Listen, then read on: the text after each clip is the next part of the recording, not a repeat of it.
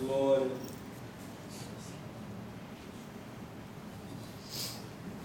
Saúdo a igreja com a paz do Senhor. Amém. Podemos estar sentados, irmãos. Obrigado.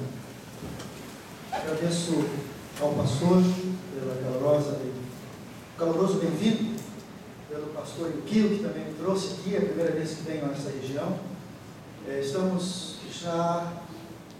Fizemos o percurso de 7 horas e meia, não é isso? Estamos viajando às 7 horas e meia para chegar aqui. Saímos cedo de manhã, mas creio que devido à situação do feriado, encontramos um pouco de engarrafamento, tráfego no caminho, mas felizmente chegamos bem e louvamos a Deus por isso. Eu trago saudação da minha família, esposa, meus filhos, que estão ministrando na cidade de Macau, no sudeste da China. Hoje, eu não vou falar sobre isso, vou deixar um pouco para a noite, e falar um pouco sobre o trabalho que realizamos ali. O nosso trabalho é um trabalho missionário. Eu sou o pastor da Assembleia de Deus Internacional de Macau, um trabalho que visa alcançar os internacionais que vivem em Macau, e temos feito isso por alguns anos, e antes disso tivemos já, obviamente, por muitos anos trabalhando diretamente com o povo chinês. Mas vamos falar sobre isso à noite, eu creio, na oportunidade que teremos à noite, ensinar alguma coisa de chinês para os irmãos. Se os irmãos quiserem aprender alguma coisa em chinês, será um prazer para mim compartilhar com vocês, por exemplo, a paz do Senhor, Jesus te ama, coisa desse gênero. Não sei se há chineses aqui nessa região do Japão, não sei, eles estão espalhados por todo lugar, né? Mas seria interessante aprender um pouco de chinês. Mas se eu for tomar o tempo que temos agora, o assunto que eu tenho, eu gostaria de dedicar todo o tempo para o assunto que eu tenho para falar com vocês hoje. Então, vamos então deixar isso para hoje à noite, amém? Amém. Vire para alguém e diga: hoje vai ser uma bênção. Hoje vai ser uma bênção. Sabe por quê, irmãos? Porque Jesus está aqui. Aleluia. Aleluia. Hoje será uma bênção, porque Jesus está aqui. Aleluia. Eu venho de um trabalho onde a perseguição é enorme. A região da China é uma região perseguida, como vocês sabem. E é bonito ver que hoje a igreja da China, não na região onde eu estou, por haver liberdade, interessante, onde há liberdade, as pessoas se preocupam com a liberdade e esquecem de Deus. Incrível. Mas nas regiões perseguidas, a igreja cresce assustadoramente, porque onde há perseguição, o povo se aproxima de Deus. Não se brinca com o Evangelho. Se quer Deus, é Deus, porque sabe que o ser um cristão, um seguidor de Jesus, implica em perseguição. Ninguém quer ser perseguido. Então, nas regiões da China, é interessante que nós vemos o seguidor de Jesus aceitar as bênçãos de Deus, não pelo que vê, não pelo que sente, mas pela fé. É bíblico. Nós não devemos andar pelo que vemos, mas pelo que cremos na palavra. E, amados, eu creio absolutamente que este pode, e me permitam dizer, deve ser, precisa ser, porque Deus espera que seja o melhor culto da sua vida. Aleluia. Glória a Deus. Eu creio nisso. Aí você dirá: mas por quê? Porque Deus está presente. Aleluia. E aonde Jesus está, a fartura de alegria. Aleluia. Aonde o Senhor está, a cura, a libertação, a batismo do Espírito Santo. Glória A tudo isso, porque é a presença do Senhor que faz isso. Então creia que a sua bênção já está aqui. Não espere nada acontecer, porque não precisa acontecer nada para você, meu irmão, minha irmã, meu jovem, receber a tua bênção. Porque o que faz a tua bênção acontecer já está nesse lugar. E o nome dele é Jesus. Quantos podem dizer amém? Amém. Glórias a Ele por isso. Aleluia, Jesus. Eu gostaria. Glória a Deus. Seja louvado por nós. Obrigado. Isso aqui é uma peça que estão me dando para ajudar no PowerPoint, para ver se a gente facilita a passagem. O meu assunto com vocês hoje é sobre, não sei se vocês conseguem ver aqui, vencendo as aflições da vida. Vencendo as aflições da vida. Você poderia imaginar um mundo sem preocupações? Já pensou nisso? Um mundo sem preocupação. Nós somos um estudo bíblico, nós estamos aqui num estudo bíblico, nós vamos conduzir, a dinâmica vai ser um estudo. Eu gostaria que você pensasse nisso. Você já pensou o que seria um mundo sem preocupações? Uma vida totalmente livre de preocupações. Eu não sei vocês, mas eu tenho preocupações. Eu tenho muitas.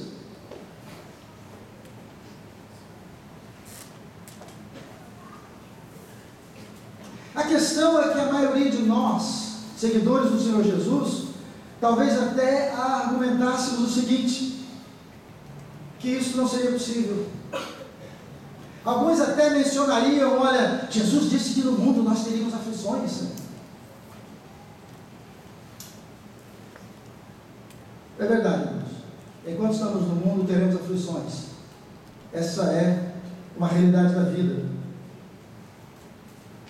Mas eu creio que os problemas que vêm à nossa vida e são permitidos por Deus, não vêm para nos trazer problemas, mas para, na realidade, nos ajudarem a exercitarmos a nossa fé, para sairmos da situação melhor do que entramos. Os problemas que vêm à nossa vida, eles acontecem, eu não vou tratar do porquê. Às vezes os problemas que vêm, a culpa é sua, a culpa é minha.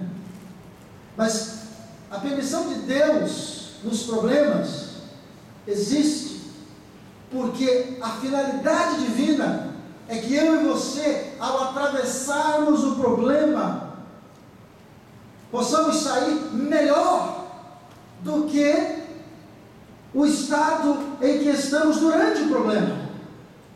Porque é durante o problema ou os problemas da vida, se nós direcionarmos a nossa atenção para Cristo, é que nós vamos crescer na fé. E é interessante que, na maioria das vezes, nós buscamos a Deus pedindo para tirar os problemas. Eu não estou dizendo que você deve pedir a Deus para te dar problemas, mas a questão é, quando você enfrenta um problema, se você não enfrenta, possivelmente vai enfrentar, porque é uma realidade da vida. A questão é aceitá-lo e tratar desse problema dentro de uma perspectiva bíblica. E aí você vai ver a diferença de atravessar uma dificuldade com Deus ou sem Deus. Eu gostaria que você abrisse a sua Bíblia no livro escrito pelo profeta Isaías. Isaías capítulo 41, verso 10.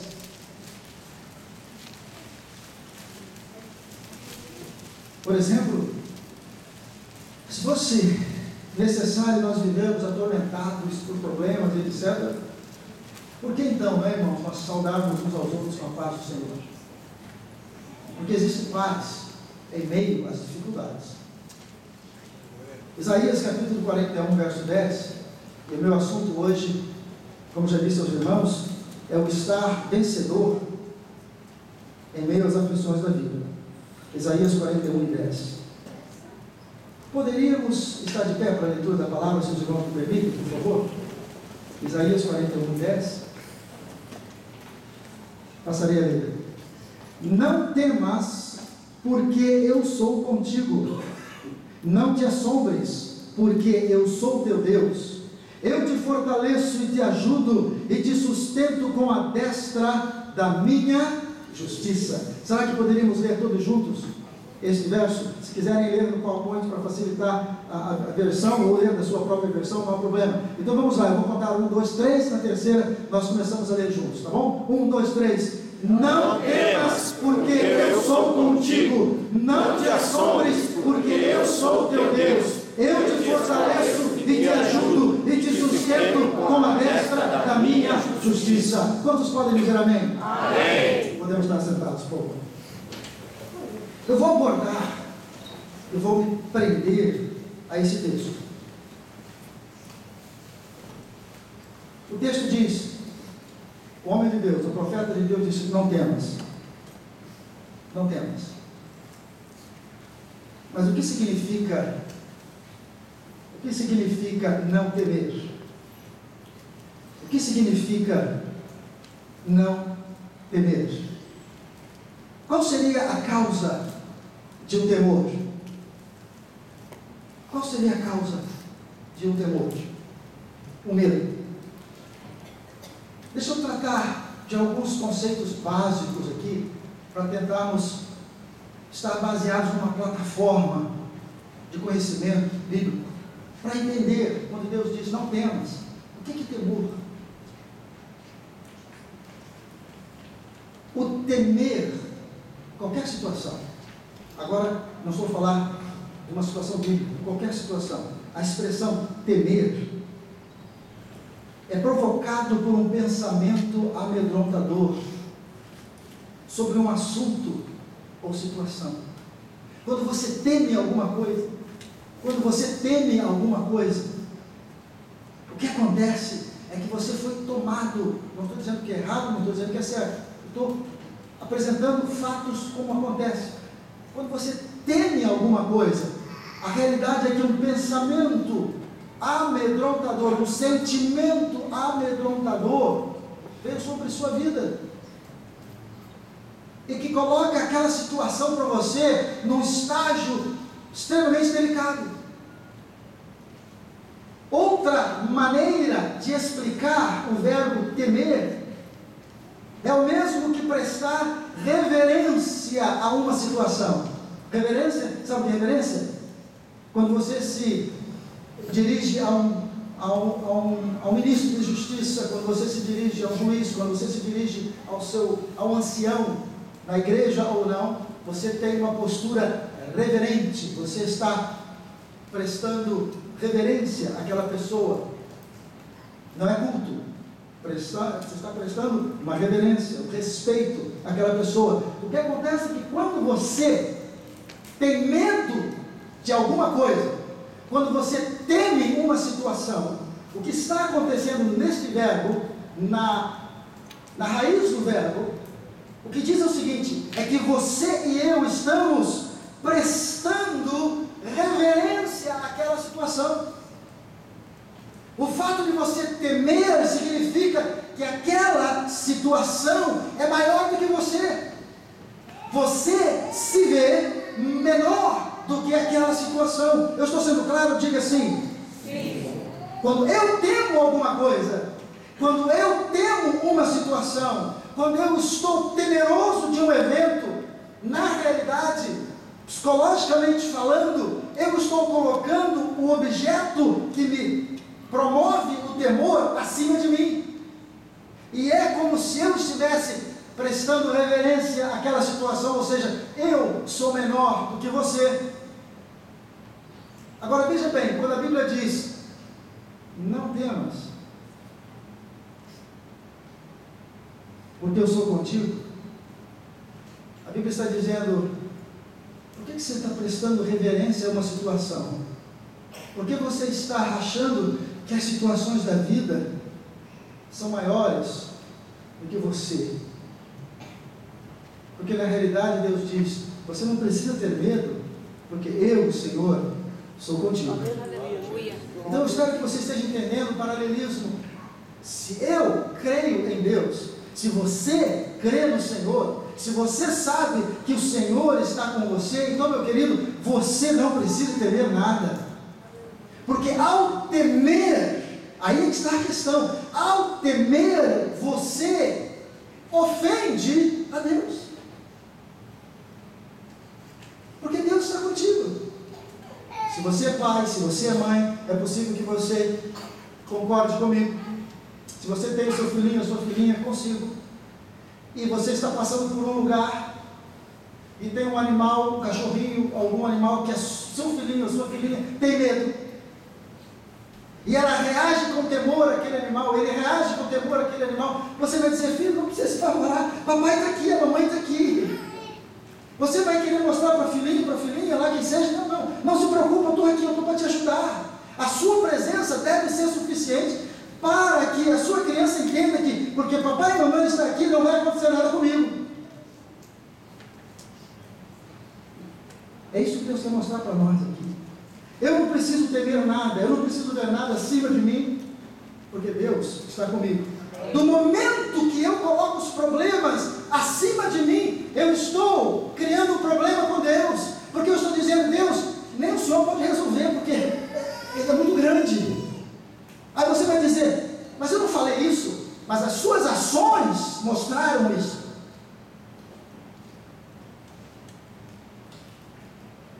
Não temas, porque eu sou contigo. E depois vem o quê? Qual é a próxima linha? Não Que assombros. não te assombres. Qual o significado dessa expressão? Não te assombres. Vai além do temer, irmão. Vai além do temer. Deus podia parar ali com o profeta, só falar: não temas, porque eu sou contigo. Mas Deus foi além, Ele disse: não te assombres. Assombrar é um sentimento de desencorajamento, ou seja, é a perda de coragem. Temer é uma coisa. O temer cria dificuldades para você agir. Estou falando agora no nível humano. No nível humano, as fobias, os medos, eles podem e devem criar uma motivação para você agir.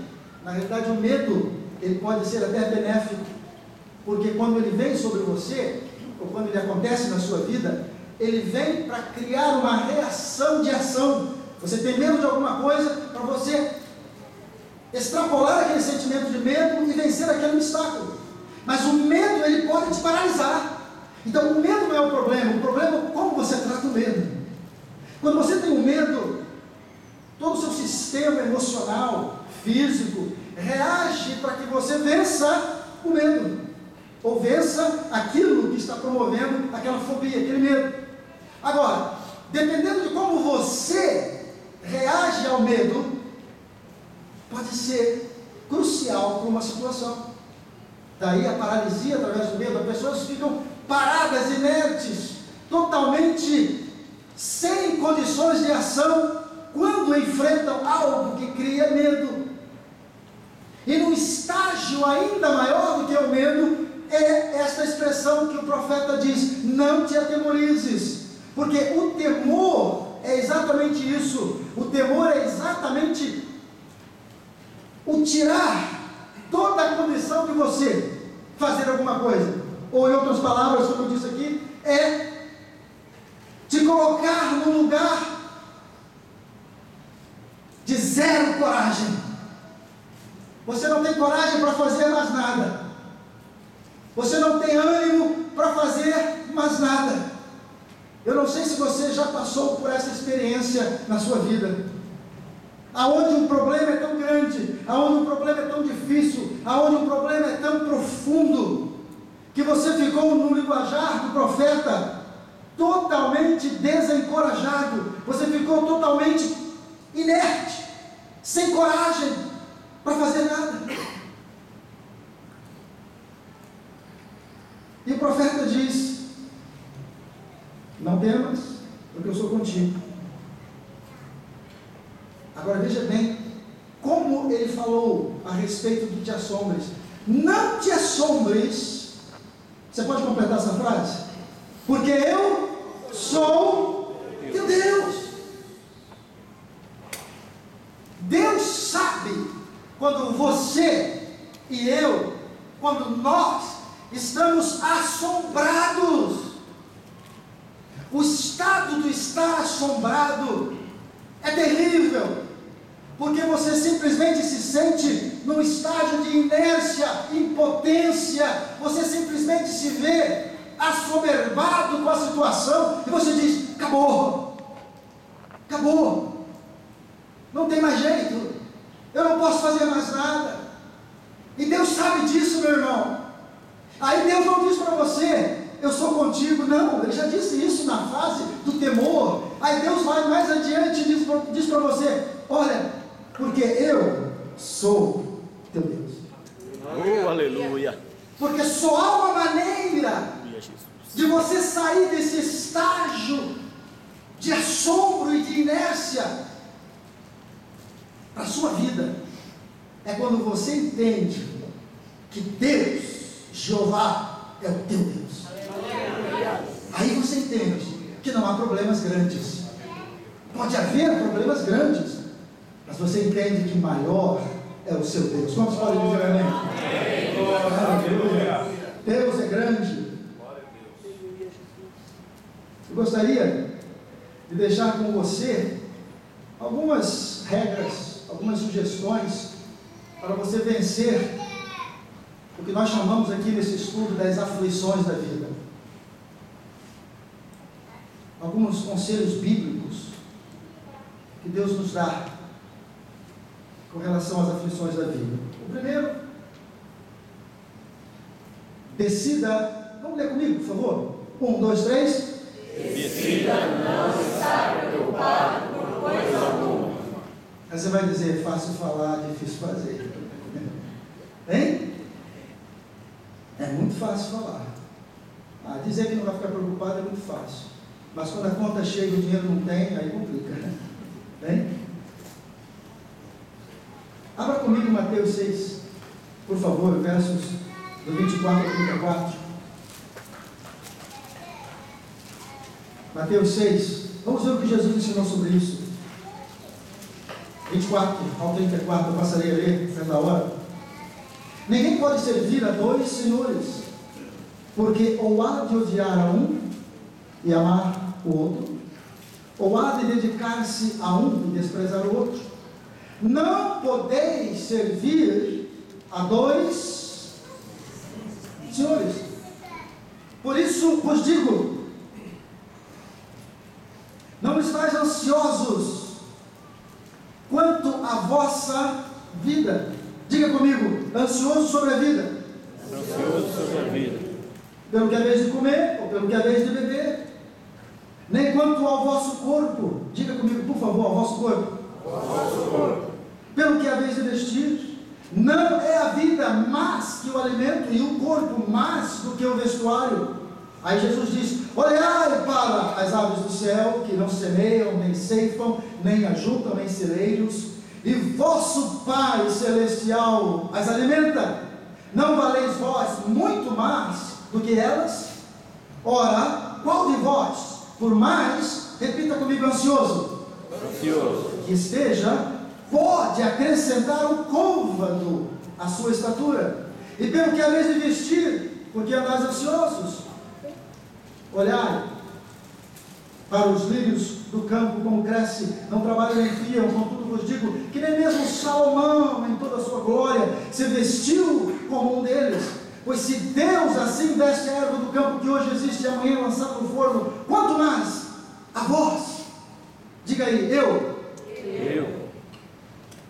Portanto, não vos inquieteis, dizendo que é a vez de comer, ou que é a vez de beber, ou com que havemos, ou com que nos havemos de vestir, pois todas essas coisas no gentil procuram, porque vosso Pai Celestial sabe que precisais de tudo isso. Mas buscai primeiro o seu reino e a sua justiça, e todas essas coisas vos serão acrescentadas. Não vos inquieteis. Repitam, por favor, inquieteis. Pois pelo dia de amanhã, porque o dia de amanhã cuidará de si mesmo. Basta cada dia o seu mal. Diga comigo, por favor. Basta cada dia o seu mal. Basta cada dia o seu mal. Jesus aqui explicava justamente o que você já ouviu. Nós já ouvimos essa passagem várias vezes. Ele está dizendo para o pessoal, olha, não se preocupa, fica tranquilo. Ele usou uma palavra muito interessante, o não estar ansioso. Não está ansioso, não está inquieto. O problema hoje, nas nossas várias comunidades, eu estou na China, vocês estão no Japão.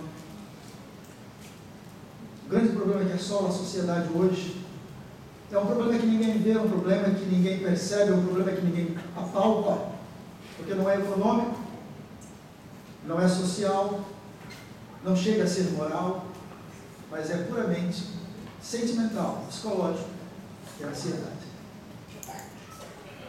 E não estejais ansiosos. Jesus disse: não estejais ansiosos por coisa alguma. E mais tarde ele disse: e não vos preocupeis, e não vos inquieteis. Então, quando eu digo para vocês aqui, olha, não está preocupado por coisa alguma, eu estou simplesmente passando para vocês o que o próprio Jesus disse. Agora, ouça o que eu vou te dizer. Não se preocupar não quer dizer não ser responsável. Então nós não podemos confundir o não se preocupar com o ser responsável. Nós temos que ser responsáveis com aquilo que temos, com os nossos compromissos. Agora, o não estar ansioso é justamente não colocar o medo como objeto principal do nosso dia a dia. Nós temos a obrigação de sermos responsáveis. Se você não pode assumir uma dívida, não o faça, porque isso vai trazer problema para você se você não vai poder pagar essa dívida. E aí você vai dizer: puxa, que luta que eu estou passando? Essa luta você procurou. Aí você vai criar uma ansiedade, você vai precisar buscar a Deus, para Deus te ensinar, te dar responsabilidade. Mas Jesus disse: não estejais ansiosos. Você tem que administrar a sua vida de maneira responsável. Você tem que gerenciar a sua vida. Você tem que avaliar os riscos. Porque senão, nós podemos pegar isso que Jesus ensinou e viver de forma leviana, ou seja, irresponsável. Não é isso que Jesus disse. Muito pelo contrário, Jesus nos manda ser cautelosos. Vamos ver um outro versículo.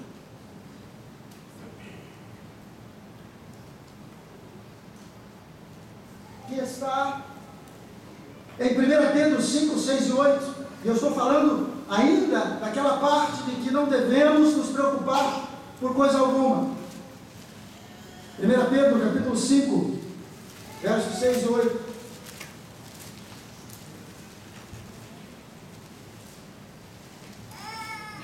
Humilhai-vos, pois, debaixo da potente mão de Deus, para que a seu tempo faça o quê? Vos exalte. Diga de novo, vos exalte. Lançando sobre ele toda a vossa... Uau, agora é interessante, hein? Jesus disse: não estejais ansiosos. Aí você diz: mas eu não consigo porque a luta é muito grande. A resposta está aqui. Lembra do que o profeta disse lá em Isaías? O que Isaías disse: não temas, porque eu estou contigo. Não se atemorize, porque eu sou teu Deus. Lá no Antigo Testamento, ele está falando justamente o que Jesus ensinou e o que Pedro enfatiza: humilhai-vos debaixo da potente mão de Deus, que ao seu tempo vos exalta, lançando sobre ele toda a vossa ansiedade. O problema não é a ansiedade, o problema é o que você faz com a ansiedade. Se você está entendendo, diga amém. Amém. Por que eu tenho que lançar a minha ansiedade para o Senhor? A resposta é essa: porque Ele tem cuidado de vós. Aleluia. Diga agora bem alto: o Senhor cuida de mim. O Senhor cuida de mim. Diga mais uma vez: o Senhor cuida de mim. O Senhor cuida de mim. Me perdoe, eu vou pedir mais uma vez a você para dizer esta expressão que precisa estar ecoando nos seus ouvidos e guardada no teu coração: o Senhor cuida de mim. Fale, por favor. O Senhor cuida de mim. Glórias a Deus. Aleluia. Não é a economia, não é o seu salário, não é a poupança. Ô igreja, é o Senhor que cuida de você. Louvado seja. Glória a Deus. Aleluia. Aleluia. Abençoa assim. Verso 8. Aí é que pega. Sede sóbrios e vigiai. O vosso adversário, o diabo, anda em derredor, rugindo como leão e procurando a quem possa tragar. Seja sóbrio e vigilante. Esse é o conselho, para que as aflições da vida não fiquem criando problemas maiores do que precisam na nossa vida. Eu tenho que ser sóbrio. E dê aí um sinônimo para sobriedade. Alguém me diga um sinônimo para sobriedade. O que é ser sóbrio? Lúcido. Pois não? Lúcido. Lúcido. O que é ser lúcido? Sóbrio, lúcido, tá certo? O que é ser lúcido? É estar atento. É entender os dias que vivemos. E além de ser lúcido, além de estar sóbrio, o Senhor nos indica que temos que vigiar.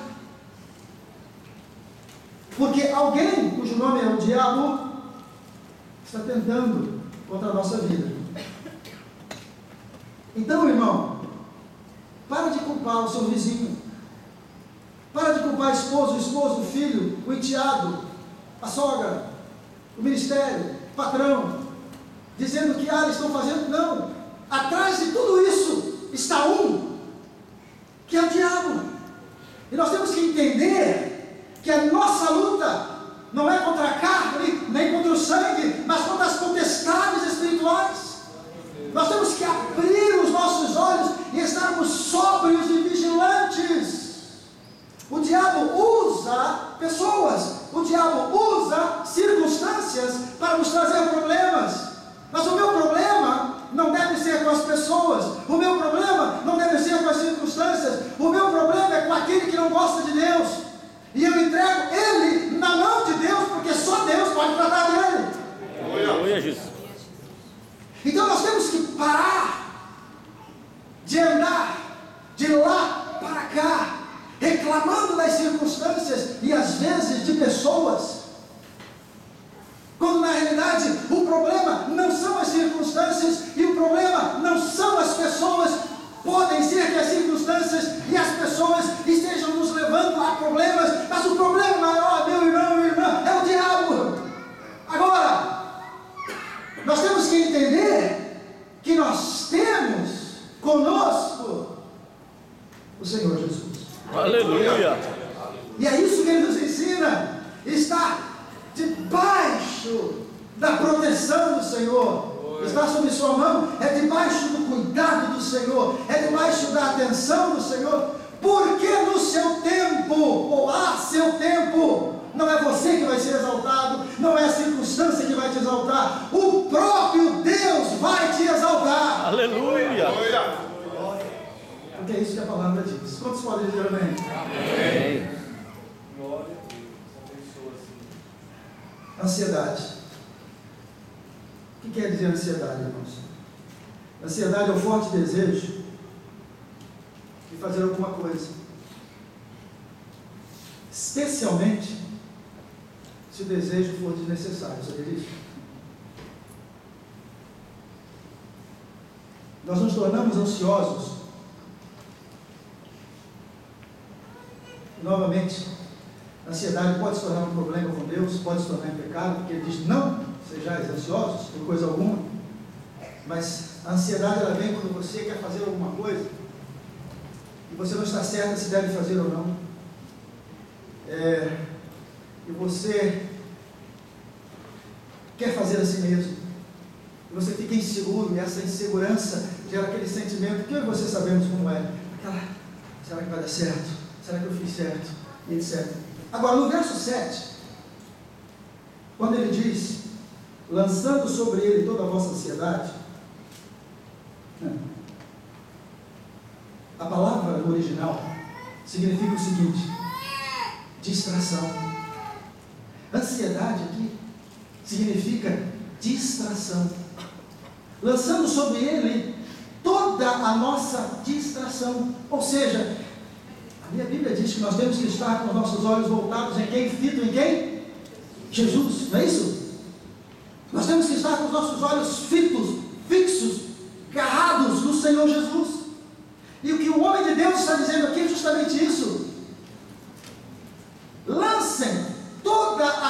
distração para o Senhor Jesus, porque Ele tem cuidado de você, Ele tem cuidado de nós.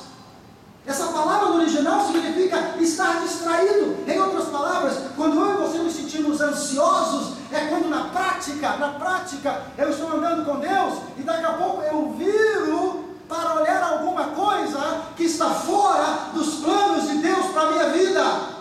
Quando eu olho, quando eu me direciono para alguma coisa que está fora do plano de Deus para a minha vida, eu crio para a minha vida uma distração. Essa distração vai gerar na minha vida uma ansiedade. Por quê? Porque eu estou fora dos planos de Deus. Você sabe, e se não sabe, vai ficar sabendo agora, que o melhor lugar que você pode estar é no centro da vontade de Deus. Aleluia. E se você diz, eu não sei, peça que Deus vai te dizer.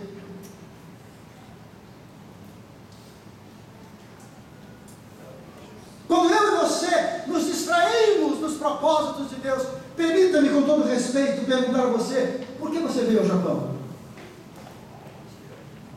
Pense agora, não precisa responder.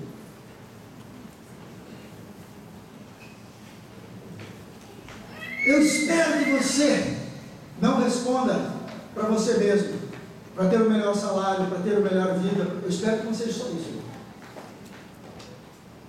Isso pode ser parte da razão que te trouxe ao Japão, mas eu creio que você coloque a vontade de Deus nesse propósito, porque eu creio que a sua vinda ao Japão tem muito mais a ver com o reino de Deus do que você pensa.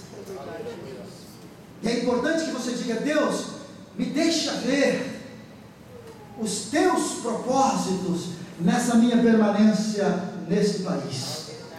Porque quando você vê o propósito de Deus na sua vida sendo realizado, você está vivendo numa bênção, você está vivendo numa tranquilidade, você está vivendo em uma constante alegria, não por causa dos problemas, mas porque você sabe que está na direção de Deus.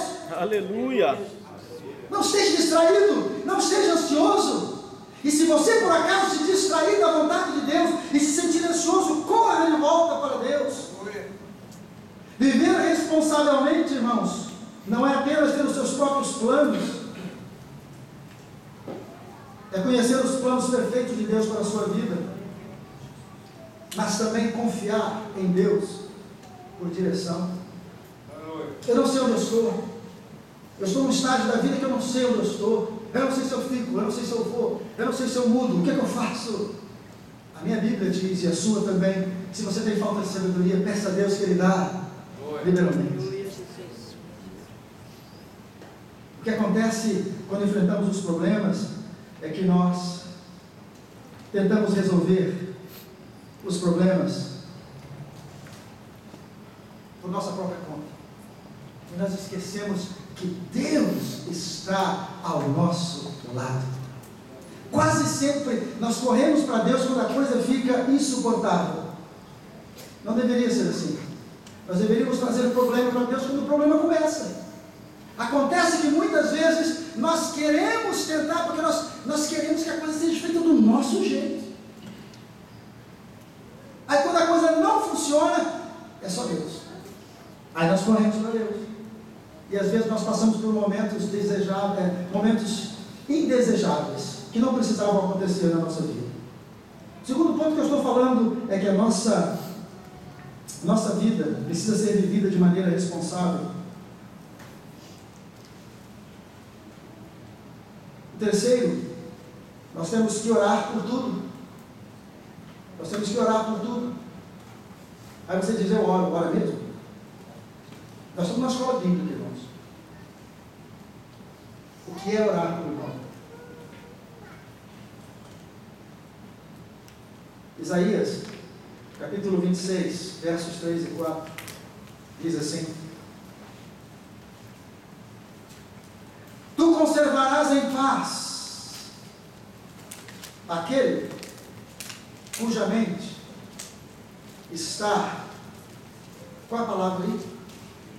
Firme, não nos problemas, mas em ti, porque ele, qual é a palavra? Confia em quem? glória a Deus. Aleluia, Jesus. E aí, o homem de Deus diz, oh, aleluia, ele diz, diga comigo, igreja, confiar, diga comigo, confiar, sempre no Senhor. Confiar sempre no Senhor. Aleluia. Glória a Deus. Porque o Senhor Deus é uma rocha eterna. Oh, aleluia. Aí você diz, eu confio no Senhor. Confia sempre. Mas eu sei que Deus é rocha. Mas o verso 3 diz o seguinte: Deus você fará em paz aquele cuja mente está firme. Esse firme significa inabalável. Firme significa constante. Firme significa aquele que não para. Os problemas vêm, as dificuldades vêm, mas a minha mente, o meu coração estão firmes no Senhor, que é a rocha eterna. Aleluia. Aí Ele dá paz. Só que às vezes nós oramos por um problema, Senhor, meu Deus, abençoe esse problema, porque eu preciso da tua ajuda, amém. E eu vou ao telefone pedir ajuda de outras pessoas. Você pode pedir ajuda de outras pessoas? Sim. Se Deus mandar você pedir. Mas às vezes nós oramos para um desencargo de consciência. Às vezes nós oramos porque tem que orar. Deus me ajuda, o foco me ajuda. E daí você falou para Deus para ajudar, mas não espera Deus te ajudar. Você corre e procura a sua própria ajuda. Não é assim que a coisa funciona. Deus dá paz àqueles que confiam nele e esperam nele apenas. Aleluia.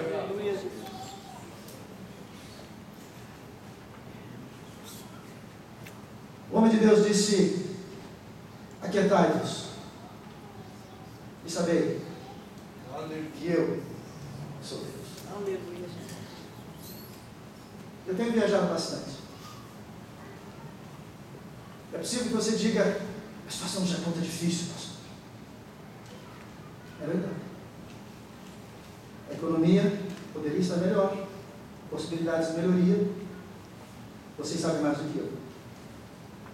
Mas se você for na América, se você for em outros continentes, como eu já tenho ido, você vai observar que os problemas estão aumentando em todos os lugares. Na realidade, irmãos, isso é um sinal dos tempos. Jesus está voltando. Aleluia. Então agora, não adianta você se preocupar se a economia vai subir ou cair, se você deve ir ou ficar. Se Deus te mandar ficar, você fique. Se Deus mandar ir, você vá. Mas eu quero te dizer o seguinte: a palavra de Deus para a tua vida é esta: aquietai-vos e sabei que eu sou Deus. Aleluia. Agora deixe-me te explicar o que é estar quieto. No original, esta palavra aquietai-vos não quer dizer estar inativo, ou seja, aquietar.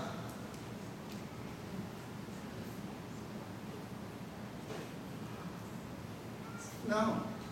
O aquietai-vos aqui é um aquietai-vos pronto para ação. Em outras palavras, é o estar parado à espera de uma ação.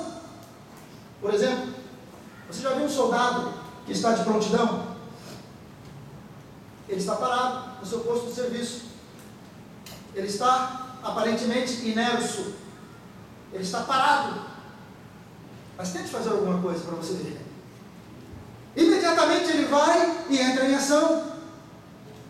Essa expressão, quando Deus falou: aquietai-vos e sabei que eu sou Deus, eu tenho que estar quieto diante de Deus, mas é um quieto pronto para agir assim que Deus me manda agir. Na frente do semáforo, você está parado na frente do semáforo, de um sinal, de um farol. Você está parado, mas assim que o farol indica que você pode ir, você vai. Você vai ficar parado. O aquietai-vos e sabei que eu sou Deus é entender o seguinte: Deus me manda agora esperar. e eu tenho que esperar, mas o esperar de Deus é a prontidão para o agir. E quando estamos enfrentando os problemas, nós temos que entender essa realidade. Deus nos manda esperar, sabendo que a ação vem próxima. Tu conservarás em paz. Essa paz significa shalom. E o shalom de Deus, meu irmão, minha irmã, o shalom de Deus é a paz completa. O shalom de Deus é aquela paz que transcende todo o entendimento. Você tem direito a ficar triste, você tem direito a sofrer nas horas das dificuldades, mas você tem que entender que a paz de Deus é aquela que toma conta da tua vida.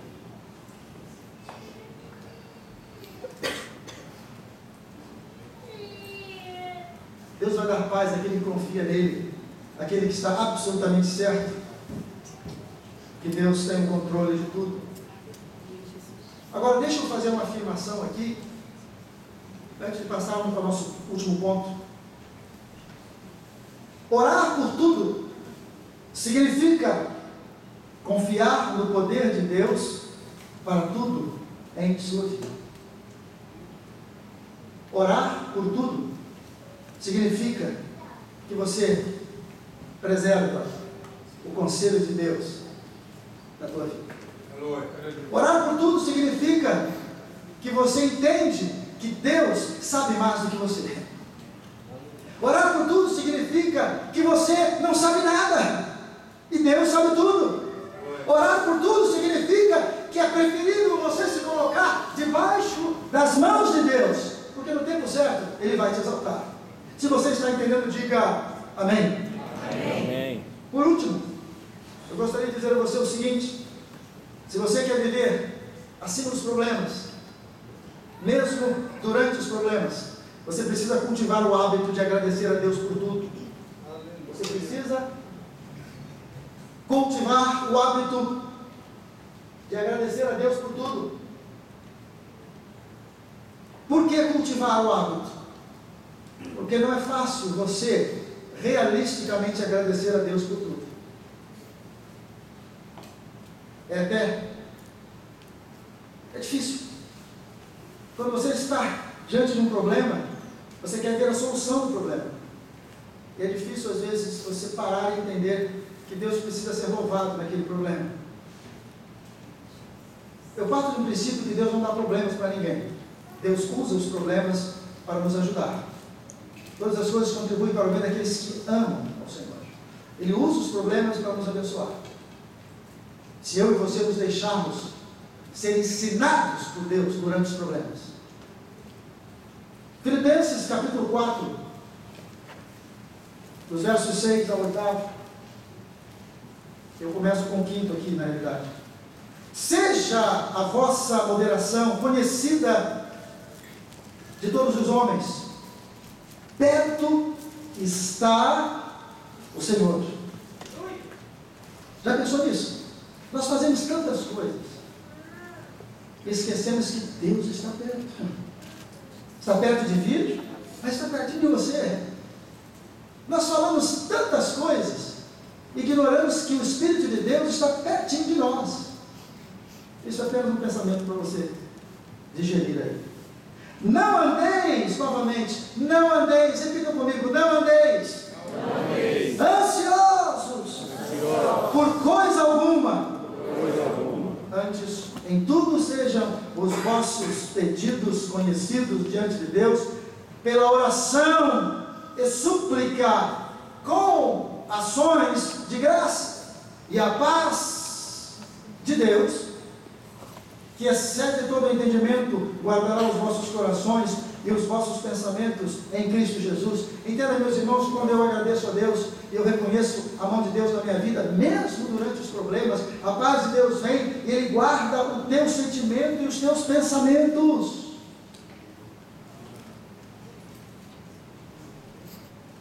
Quanto mais, irmãos, tudo que é verdadeiro, tudo que é honesto, tudo que é justo, tudo que é puro, tudo que que é amável, tudo que é de boa fama, se há alguma virtude e se há algum louvor, nisso pensai.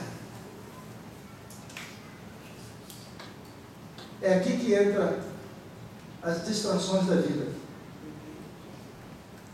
É aqui que o nosso adversário joga a maior cartada dele.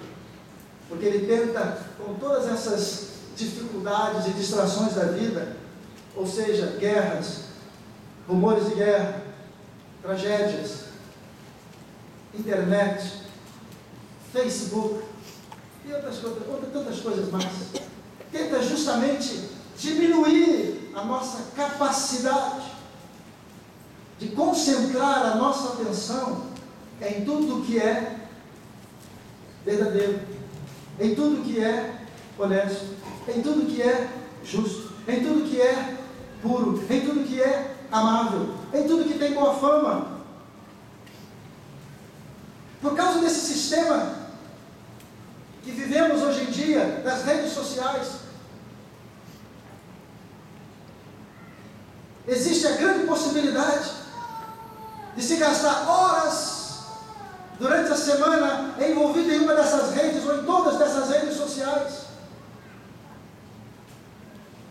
e não separar 10% desse tempo para oração ou leitura da palavra. Eu não estou dizendo que é errado, e por favor não me entenda que eu estou dizendo que você não deve fazer isso. Eu estou apenas te encorajando a colocar a coisa em perspectiva e tentar ser proporcional. Fizemos uma pesquisa recentemente lá na minha cidade e chegamos à conclusão que 30%, todos os cristãos que entrevistamos, concordavam que era importante a leitura da Bíblia. 30% apenas. 30% apenas afirmaram que tinham lido a Bíblia toda. Mas todos eles tinham o costume, o hábito de diariamente estar em contato com as redes sociais.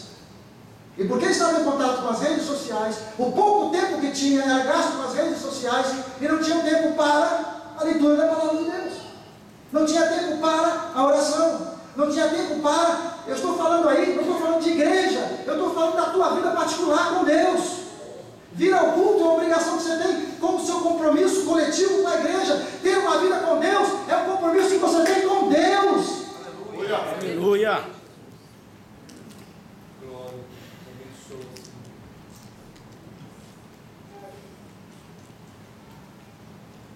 Se nós queremos estar livres de ansiedade, baseado nos versos que lemos, só há uma maneira, meus irmãos. Nós precisamos praticar, estarmos habituados a falar com Deus todos os dias. Eu tirei a palavra oração de propósito, porque às vezes nós colocamos oração para ser uma coisa tão pesada. Falar com Deus é conversar com Deus. Eu ensinei aos meus alunos, temos uma escola de missões, e quando falamos desse assunto de leitura, de oração, de comunhão com Deus, eu disse para os meus alunos: escuta, gente, vamos ser inovadores com relação à oração. Como é que você orar? No meu trabalho, eu tenho que ter um horário no almoço, outro, cada um deu uma ideia, cada um deu uma sugestão. Eu disse: olha, você deve falar com Deus toda hora, todo momento, assim que você puder. Mas como eu vou fazer isso? Eu peguei o meu celular, tirei o celular, eu comecei a orar. Deus, louvado seja o teu nome, Senhor, eu te agradeço porque o Senhor é maravilhoso. Eles olharam para mim, e eu continuei orando. E eu disse para eles: olha, gente, eu posso estar na rua, em oração, falando no meu celular, e as pessoas não vão questionar o que eu estou fazendo, porque eu estou, na realidade, orando com Deus. Obviamente eu não estou usando o telefone para falar com Deus, mas eu estou dentro do ambiente, eu posso estar no banco e eu estou falando com Deus, orando. Eu posso estar no elevador e eu posso estar murmurando uma oração com Deus e usando o telefone. É óbvio, se eu estiver falando sozinho, as pessoas vão ficar meio, apesar de que hoje dá até para fazer isso, né? Com esses Wi-Fi que nós temos aí, né? Às vezes a pessoa vem falando, vem andando para mim assim, falando, eu estou pensando, apontar para o pastor aqui, né, pastor aqui. Então, você está falando, a pessoa vem andando para você falando, você nem sabe o que está acontecendo, a pessoa passa, ela está telefonando para alguém, né? Então, mas olha, eu ainda fui gentil, falei, olha, pega o seu telefone, quando você quiser falar com Deus, estiver ansioso para falar com Deus, pega o seu telefone e pretende que você está fazendo uma ligação, mas você está orando com Deus. E ninguém vai te interromper, ninguém vai dizer que é doideira, ninguém vai dizer que é... Não, você está falando com Deus. A questão, meu irmão, é interesse. Você tem interesse de falar com Deus? Porque quando eu tenho interesse de falar com Deus, eu dou meu jeitinho para falar com Deus. Ah, mas não dá tempo. Dá, meu irmão. Ah, mas eu não consigo. Consegue, meu irmão. Não falo isso. Ah, mas eu fico cansado na hora de levantar de manhã. Faça então à noite. O que eu quero dizer para os irmãos é o seguinte: só há uma maneira para nós vivermos livres da preocupação do dia a dia. É quando a nossa mente, é quando o nosso coração, é quando a nossa vida estão totalmente entregues ao Senhor da glória. Aleluia!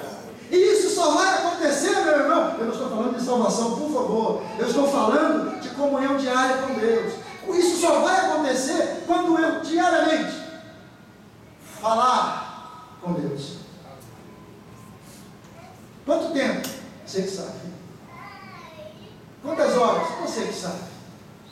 Agora, o que eu sei de uma coisa: no relacionamento, nós temos que ter comunicação.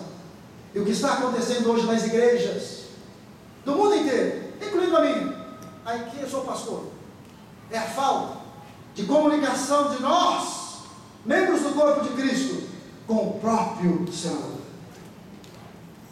Eu não tenho tempo de ler a Bíblia. Concordo.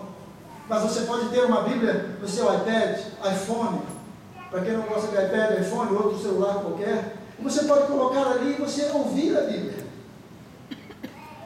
A questão, meus irmãos, é que já não há maneiras de esconder o nosso desacaso pelas coisas de Deus.